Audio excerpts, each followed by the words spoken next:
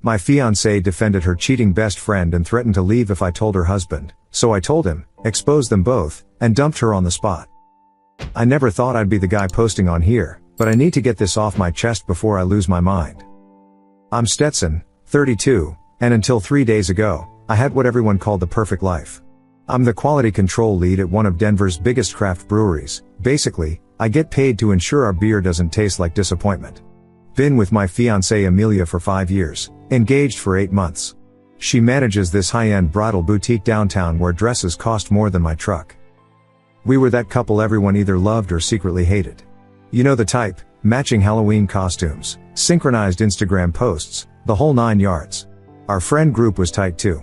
Amelia's best friend since college, Ellie, runs this mobile tattoo business. Not your typical tattoo artist, she specializes in temporary event tattoos.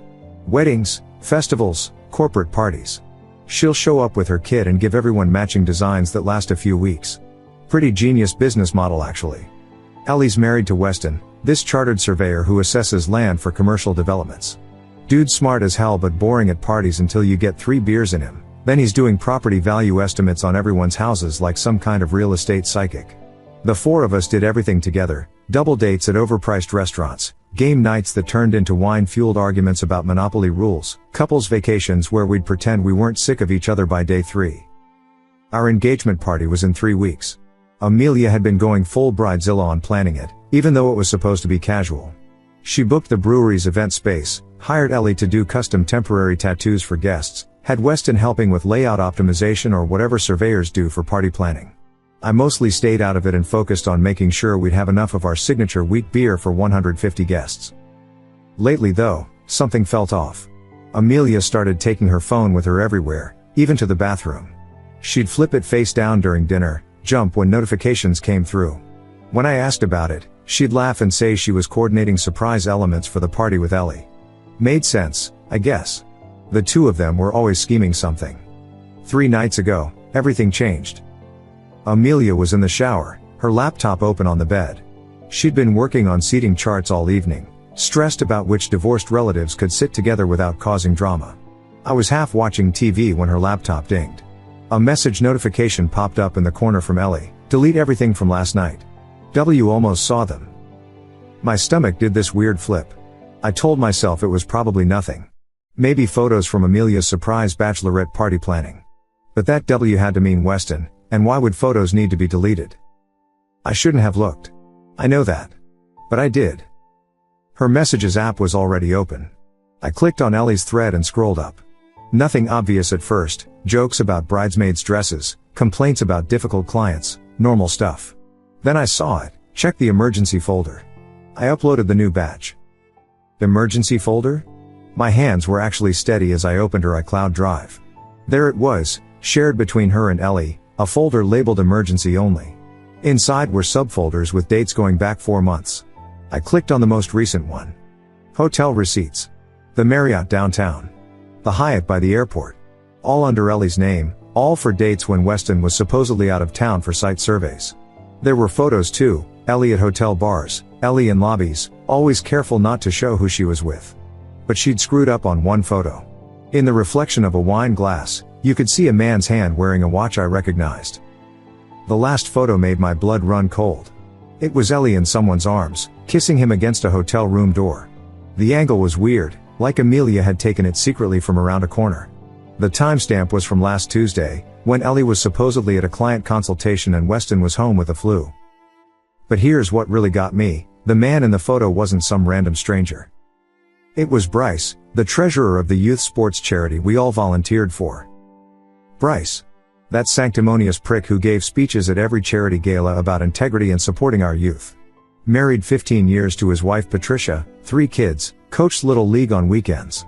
The same guy who lectured me once about craft beer being too expensive for fundraising events. I heard the shower turn off. Quickly, I screenshot everything I could, receipts, photos, the folder structure showing 4 months of this. My hands moved on autopilot, emailing them to myself, then deleting the sent message. I closed the laptop just as Amelia walked out in her towel. "You okay?" she asked, noticing something in my expression. "Yeah, just tired. Long day of taste testing the new IPA batch." She bought it. Why wouldn't she? I'd never given her a reason to think I'd snoop. That night, I barely slept. Amelia curled up against me like always, her breathing peaceful while my mind raced. She knew. She had to know, those photos were taken by someone, and that angle from around the corner? That was Amelia playing lookout for her best friend's affair. Over the next week, I became someone I didn't recognize. I'd wait until Amelia was deep asleep, then hold her phone up to her face. Face ID works surprisingly well on unconscious people if you angle it right. I needed to know how deep this went. Their WhatsApp messages told the whole story. 4 months of Amelia covering for Ellie. Tell W I'm with you at the boutique. Can you call me in 10 minutes with a fake emergency? You're the only reason my marriage survived this long. The messages got worse. Ellie complaining about Weston being emotionally unavailable since his dad died last year. How she deserved to feel wanted. How Bryce understood her in ways Weston never could. Amelia encouraging it all, calling it self-care and finding yourself. Then I found the financial discussions. Bryce had been using the charity's credit cards for their hotel rooms, marking them as venue deposits for fundraising events. Ellie knew. She joked about it. At least the kids are getting something out of our love, she'd written with a laughing emoji. I screenshot everything. Built a folder on my personal laptop. Dated, organized, backed up to 3 different clouds. My brewing expertise finally had another use. I approached this like documenting a contaminated batch. Methodical. Thorough. No emotion. Yesterday, I cracked. Amelia was at work, and I'd called in sick to the brewery. I printed everything, 47 pages of evidence. When she came home, I had it spread across the dining table like the world's most depressing art exhibition. She walked in chatting about some Bridezilla customer, saw the papers, and froze. What is this? You tell me. She approached slowly, saw the first photo, and her face went through this transformation, confusion, recognition, then rage. You went through my phone? Classic deflection. I'd expected it. Your friend is having an affair. You're helping her. Her boyfriend is embezzling from a children's charity. And you think the problem is that I looked at your phone? She switched tactics immediately. Tears appeared like she had them on tap. You don't understand. Ellie's been struggling since her miscarriage last year. Weston buried himself in work, wouldn't talk about it. She was drowning, Stetson. Bryce was just there for her. With stolen charity funds? That's not. It's complicated. Bryce does so much volunteer work. The board barely acknowledges him. He deserved to steal from kids? That's your argument? She grabbed the papers, crumpling them. This isn't your business. This isn't our relationship. Why do you care? Because Weston is my friend. Because those kids deserve their sports equipment. Because it's wrong. That's when her entire demeanor changed. The tears stopped. Her voice went cold. If you tell Weston, we're done. What? You hurt me. You destroy Ellie's life, you destroy us. She's my best friend. My sister. I won't let you ruin her over some misguided moral crusade. Amelia, I know exactly what she's doing. And I'm telling you to leave it alone. Weston's fine. He doesn't suspect anything. Their marriage works. Don't be the one who breaks it. She stepped closer, her eyes hard. Choose, Stetson. Them or me. Because if you tell him, I'll never forgive you. We'll be done. The engagement, the wedding, everything.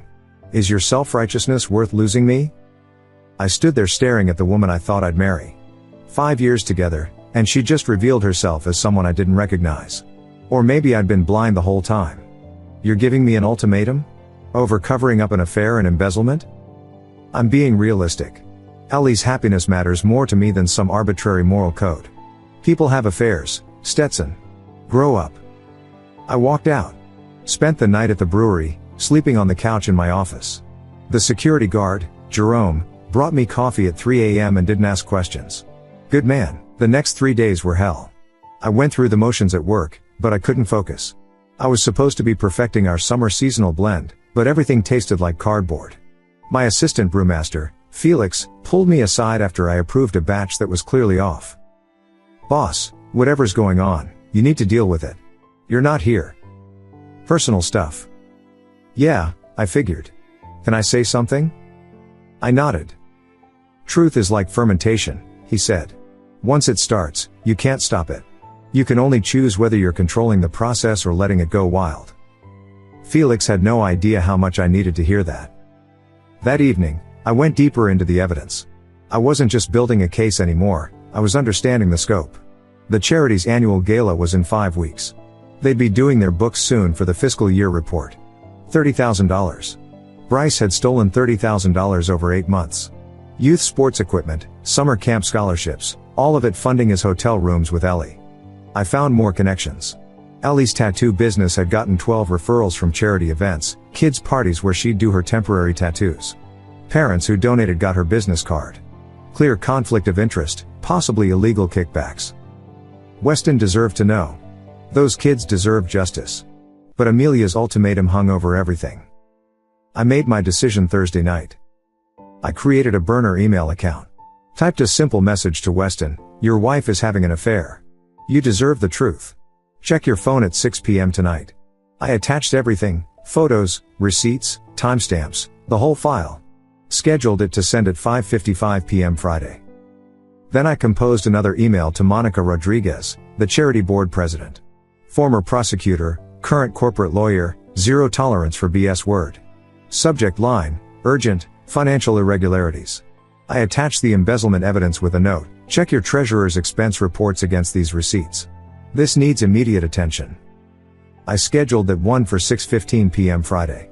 Friday arrived like a countdown timer. Amelia acted normal at breakfast, kissing me goodbye, reminding me about dinner with her parents Sunday. They want to discuss wedding venue options. I nodded, playing along. She had no idea what was coming. At work, I threw myself into the brewing process. If my relationship was ending tonight, at least I'd leave a perfect batch of porter behind. Felix watched me work with this knowing look but kept quiet. 4:30 p.m. I was cleaning tanks when my phone buzzed. "Amelia, leaving work early. Ellie's having a crisis. Be home late." Of course she was. The universe had a sense of humor. 5 p.m. I drove home, my stomach in knots. Either I was about to save Weston from years of lies, or I was about to destroy my own future. Maybe both. 5:30 p.m. I sat in my living room, bourbon in hand, watching the clock. The evidence would send in 25 minutes. Once those emails went out, there was no taking them back. 5:45 p.m. My phone rang. "Amelia." "Hey, where are you?" she asked. "Home. You?" "Ellie's place. She's paranoid Weston knows something. He's been acting weird all week. Did you say something?" "No." "You swear? Because if you did, I haven't talked to Weston since last weekend's game." Okay, good. I'll probably stay here tonight, help her calm down. Don't wait up." 5:50 p.m. 5 minutes until the email's sent. I could still stop this. Delete the scheduled sends. Pretend I never saw anything. Keep my fiancé, keep the peace, keep living the lie. 5:54 p.m. I opened my laptop, logged into the burner account. My cursor hovered over the scheduled emails. 5:55 p.m. The first email sent. The front door slammed open. Amelia burst in, phone in hand, face wild with panic. "Ellie just got a call from someone. They said Weston's about to receive an anonymous email. Was it you? Was it you?" I closed my laptop slowly and looked her straight in the eyes. "Yes. It was me." For a second, she just stared. Like her brain couldn't process the words. Then she erupted. "You F-word B-word." The vase on the entry table, a gift from her mother, went flying past my head and exploded against the wall. Ceramic shrapnel everywhere. "You just destroyed 4 lives because you couldn't mind your own F-word business." 4 lives? What about the kids whose money Bryce stole? What about Weston living a lie? She was crying now, ugly sobbing, mascara creating black rivers down her face. Her phone started ringing. She put it on speaker. Ellie's voice filled the room, hysteric. "He knows. Oh God, he knows everything. He's packing his things. He won't even look at me, Amelia. He won't even look at me." "Where are you?" Amelia asked. "Home. He's in the bedroom. I can hear him throwing things in bags. What do I do? What do I do?" "Don't admit anything. Maybe it's fake, maybe, he has photos. Screenshots of our messages. Hotel receipts. Everything. Amelia glared at me with pure hatred. We're coming over. No. He said if you show up, he's calling your fiancé and telling him you knew. He said you're just as guilty. The call dropped. Amelia threw her phone at me. I dodged it. Happy now? You got what you wanted? What I wanted was honesty. What I wanted was a fiancé who wouldn't help cover up. My phone buzzed. A text from Monica Rodriguez. We're calling an emergency board meeting. Police will be involved. Thank you for bringing this to our attention. I showed Amelia the screen. The color drained from her face. You didn't just expose the affair. You reported the embezzlement? It's theft, Amelia. From a children's charity. Bryce is going to jail. You realize that? He has kids. A wife. You've destroyed an entire family. He destroyed his own family when he decided to steal money and sleep with his friend's wife. She laughed. Actually laughed. But it was hollow, bitter. You want to talk about honesty? You want to be the moral hero? Fine. Let's talk about honesty. She sat down on the couch, suddenly calm. Too calm. Last year. When you went to that brewing conference in Austin. Remember? 4 days of workshops and networking? My stomach dropped. I knew where this was going. I F-word someone. The words hung in the air like poison gas. It meant nothing. Just some guy from a bar. I was angry at you for missing my boutique's grand reopening for that conference. Ellie covered for me. Told you I was sick when you called that night, remember? I was in another man's bed. I felt nothing. Absolutely nothing. Like she just told me the weather forecast. And you kept this from me for a year? Ellie convinced me it would only hurt you. That it meant nothing. That our relationship was worth more than one mistake. She stood up, stepped closer. So before you judge her for protecting me, remember, I was protecting you too. From the truth. That's not protection. That's manipulation. Is it? You seemed pretty happy not knowing. My phone rang. Weston. I answered. His voice was broken, barely holding it together. Was it you? The email? Yeah. Thank you. A pause. How long have you known? A week. Amelia knew? I looked at her. She was shaking her head, mouthing no. Yes. She knew everything. I'm done with all of you. He hung up. Amelia sank to the floor. Our engagement party is tomorrow night. I'd actually forgotten. 150 people. The brewery's event space. Thousands of dollars in deposits. Cancel it, I said. I'm not canceling. We're going to go, act normal, and figure this out afterward. You just told me you cheated on me. And I forgave myself. You should too. We can work through this, Stetson. After the party. My parents are flying in. Your family's driving from Wyoming. We can't just. You want to pretend everything's fine? She stood up, wiped her face. I want to get through tomorrow without destroying everything we've built. One night. Give me one night. I looked at this woman I'd loved for 5 years. Who'd betrayed me, lied to me, and was now asking me to perform for an audience. Fine. One night. But I'm not pretending we're okay. She nodded, headed for the bedroom. At the doorway, she turned. By the way, I invited Bryce and Patricia to the party. They already RSVP'd yes. I didn't sleep in our bed that night. Couldn't. Spent it on the couch researching Colorado's recording laws and making preparations. One party consent state. Perfect. Saturday morning. The day of our engagement party. Amelia acted like nothing had happened, making coffee, humming while she scrolled through her phone. The pretending had already started. Ellie's not coming tonight, she said casually. Neither is Weston. I told everyone they had a family emergency. And Bryce? Her jaw tightened. Haven't heard from him. I spent the morning at the brewery, supposedly checking the beer supplies for tonight. Really, I was setting something else up. Connected my laptop to the venue's AV system, tested the screens, made sure everything would work. The IT guy, Rodriguez, didn't ask questions when I told him I had a special presentation planned. Romantic slideshow? He asked. Something like that. I created a PowerPoint. Titled it The Truth About Us. Started with photos of Amelia and me over the years, the lies needed context. Then came the evidence. Screenshots. Receipts. The affair photos. Her confession about cheating. Everything organized chronologically, building to a crescendo. By 5 p.m., guests started arriving.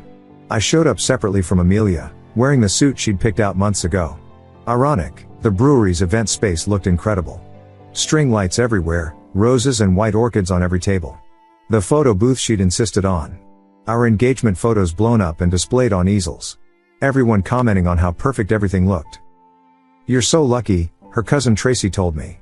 "Amelia's just amazing." Yeah. Amazing. Amelia arrived fashionably late in a white dress that cost more than most people's rent. She played the part perfectly, laughing, hugging everyone, posting stories on Instagram. But I caught her constantly checking her phone, scanning the crowd. At 6:47, Bryce walked in with Patricia. The balls on this guy. He glad-handed everyone like he wasn't currently under investigation.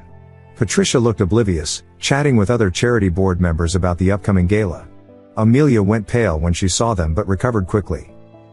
"Bryce. Patricia. So glad you could make it." The fake enthusiasm made me sick. My parents arrived from Wyoming, my dad already 3 beers deep from the road trip. My sister pulled me aside immediately. "You look like S-word. What's wrong?" "Wait for it." The party continued. Dinner was served, catered by this upscale place Amelia had insisted on. People gave impromptu toasts. Her father talked about how proud he was of his daughter finding such a stable, honest man. The irony almost made me laugh. Around 8 p.m., Amelia kept trying to pull me aside. "We need to talk." "Not now. Stetson, please. Just give me 5 minutes. After the speeches." Her eyes widened. "What speeches? We didn't plan speeches." "I did." The color drained from her face. She grabbed my arm, nails digging in. "Whatever you're thinking, don't. My parents are here. Your parents are here. Don't ruin this." I pulled free. "Like you ruined us?" My best man, Danny, clinked his glass at 8:30. The room quieted. "Everyone. Let's hear from the happy couple." Applause. Amelia shook her head at me, pleading with her eyes. I grabbed the microphone. "Thank you all for coming tonight. Before I talk about our future, I want to share our story." I pulled out my phone, connected it to the AV system. The screens around the room lit up with our first photo together. "This is from 5 years ago. Our first date. Look how happy we were." More photos scrolled by. Vacations. Holidays. The proposal. But stories aren't just about the good times. They're about truth. I clicked to the next slide. A screenshot of Amelia's text to Ellie: "He doesn't need to know about Austin. What he doesn't know won't hurt him." Gasps rippled through the crowd. Amelia lunged for my phone. "Stop. Turn it off." Felix and Jerome, my brewing buddies acting as unofficial security, gently stepped between us. "Please, Stetson," she was crying now, real tears this time. "Please don't do this." Her father stood up, his face turning purple. "What the hell is going on?" I looked at Amelia, then at Bryce, who was trying to slip toward the exit, then back at the crowd of confused faces. Everyone should know the truth about the people they trust. I clicked to the next slide, but that's not even the worst part. Let me show you what else has been happening.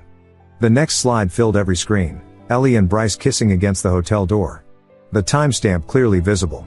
The gasp from Patricia was audible across the entire room. That's Ellie, Amelia's best friend. With Bryce, our charity treasurer. While their spouses sat at home. Bryce tried to bolt for the door. Monica Rodriguez, the charity board president, stood up and blocked his path. "Sit down." The next slide, hotel receipts charged to the charity's credit card. $30,000 itemized. These venue deposits were actually funding their affair. Money meant for kids' sports equipment. Monica was already on her phone, presumably with the police. Patricia stood frozen, staring at her husband. Then she walked over, calm as death, and slapped him so hard his glasses flew off. The room erupted. I clicked again. Amelia's confession text appeared: "If Stetson doesn't forgive me, I'm taking half the brewery in the settlement. Colorado's a 50-50 state." That was from this morning. She'd sent it to Ellie while I was setting up at the venue. Her father approached me, his face unreadable. "Is all of this real?" I handed him my phone with the complete file. He scrolled through it, his expression darkening with each swipe. Her mother was crying quietly. "We raised her better than this," her mother said to me. "I'm so sorry." Amelia stood in the center of the chaos, mascara streaking, her perfect white dress somehow making her look smaller. But she wasn't broken. She was furious. "You had no right. This was private. You violated my privacy, my trust." "Your trust?" I laughed. Actually laughed. "You cheated on me. Covered for your friend's affair. Helped hide embezzlement. And you want to talk about trust?" I pulled out the ring box from my pocket, set it on the gift table. "Keep it. Consider it severance. We're done." Her family was already gathering her things, her father's face dark with shame. As they guided her toward the door, she turned back one last time. "I hope you're happy." "I will be." The party cleared out fast. Monica stayed to get my complete statement and evidence file. Patricia's divorce lawyer, who happened to be at the party, was already on the phone. My parents helped the staff clean up, my mom periodically hugging me and calling Amelia names in Spanish she'd learned from her coworkers. Sunday morning, Weston called. "Thank you," he said, voice raw. "I filed yesterday. Clean split. She's not fighting it, can't, with all the evidence." "I'm sorry, man." "Don't be. You saved me from wasting more years on a lie." Monday, the dominoes really started falling. Bryce was arrested at his office. The local news picked it up, charity treasurer arrested for embezzlement. $30,000 confirmed stolen, looking at 3 to 5 years. The charity held an emergency meeting, implementing new oversight measures. Ellie's tattoo business imploded overnight. Screenshots of her messages went viral in local Facebook groups. Would you trust someone who did this at your kid's party? Her Yelp rating tanked. She closed her social media accounts within 48 hours. Amelia was fired from the boutique by Wednesday. Turns out she'd been giving Ellie massive discounts and writing them off as damages. Her boss found out when investigating after seeing the party footage someone had posted online. Her reputation in Denver's wedding industry was radioactive. 2 weeks later, I got a text from her, moving back to Nebraska with parents. Hope you're satisfied. I didn't respond. 3 months later, Weston and I grabbed beers at a different brewery. He looked healthier, lighter somehow. Dating anyone? I asked. Paralegal from my firm. You? Not ready yet. But I will be. You did the right thing. I know. 6 months after the party, I was in the brewery developing our new winter ale when my phone buzzed. News alert, former charity treasurer sentenced to 4 years in prison, must pay $45,000 restitution. There was a quote from Ellie calling it excessive punishment for a mistake. Nothing from Amelia. I deleted the alert and went back to my beer. Here's what I learned. When someone shows you who they really are, believe them. When they ask you to compromise your integrity for their comfort, refuse. And when the truth needs to come out, let it burn everything that deserves to burn. The brewery's thriving. I'm in therapy, working through the betrayal. Started boxing, turns out punching things legally is great for processing anger. Even took a solo trip to Scotland, toured distilleries, remembered who I was before all this. I sleep perfectly at night now. No lies. No secrets. No compromises. Just truth. And damn good beer. Thank you so much for watching until the end. If you really like our videos, please don't forget to like, share, and subscribe. Have a great day.